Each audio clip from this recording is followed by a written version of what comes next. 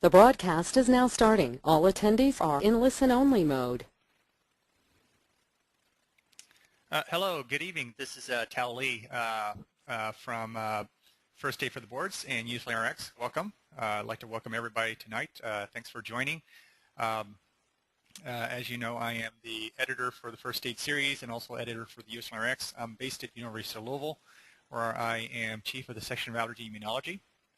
And we're going to hopefully have a good crowd tonight, and we'll get started in just a second here. I'm going to go ahead and get the slide ready.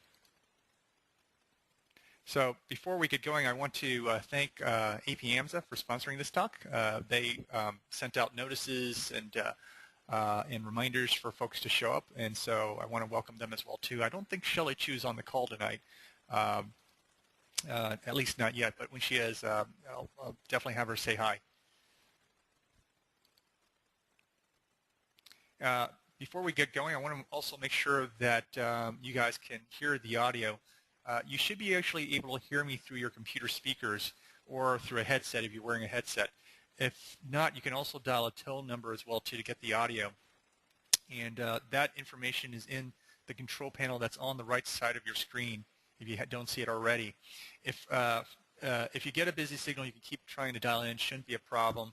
And also, for whatever reason, if you've missed part of this presentation or you're having technical difficulties, you can get the entire presentation at our blog, firstaidteam.com.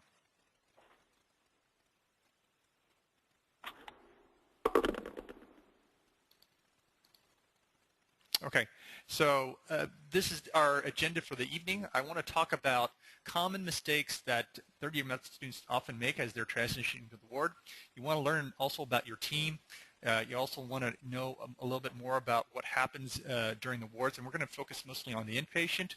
We're going to talk about the admission key task on the inpatient side, survival tips, additional advice for getting off to a fast start, and then some brief Q&A at the very end. And again, hopefully at that time, Shelley will be able to join as well too and provide her perspective since she's a fourth-year medical student.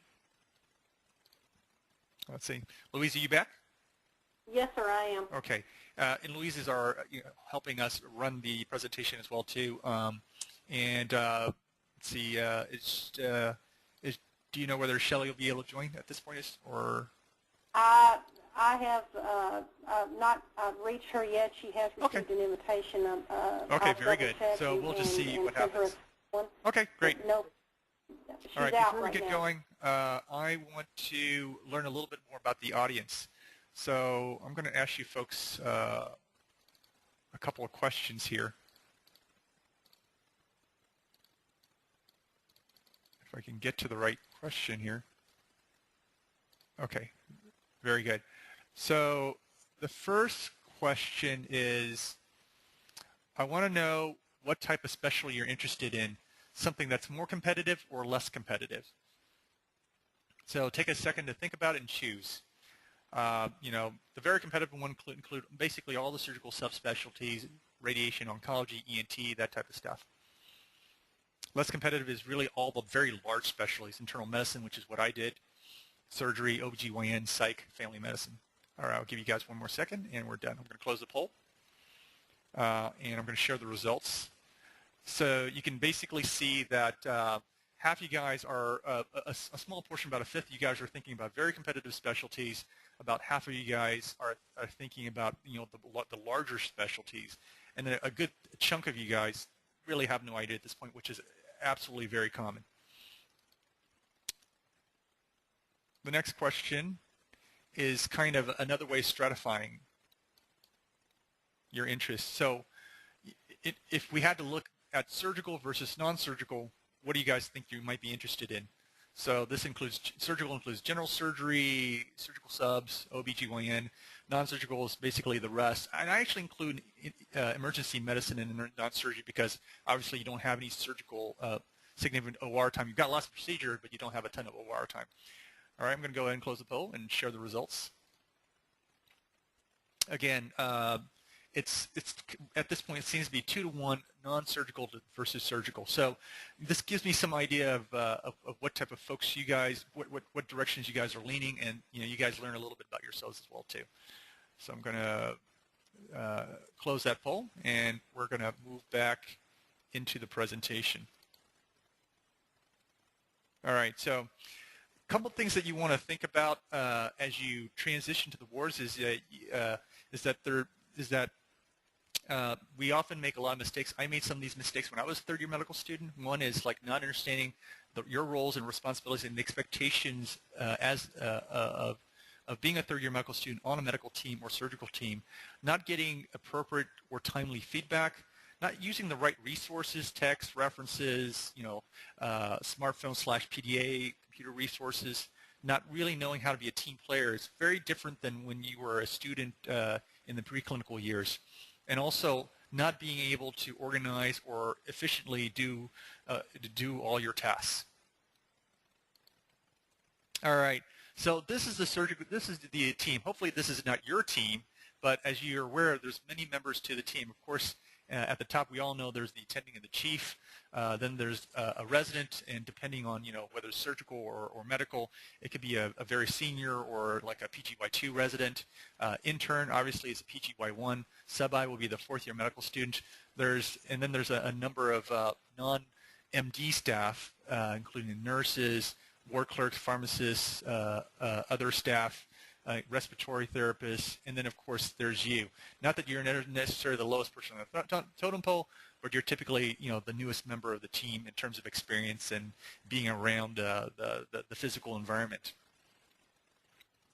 All right, I'm going to talk a little bit about the inpatient medicine day, and this is obviously broadly generalized. It'll vary from institution and hospital. So typically there are pre-rounds where you get in a little early, find out what's going on with your patients from the evening before, what studies have come in, what labs have come in. You visit all your patients, get any of their current complaints, progress, do a quick physical exam, and get their vitals. Work rounds typically are with the team. It's usually led by the residents. Sometimes the attending will be attending, usually once or twice a week at most academic medical centers.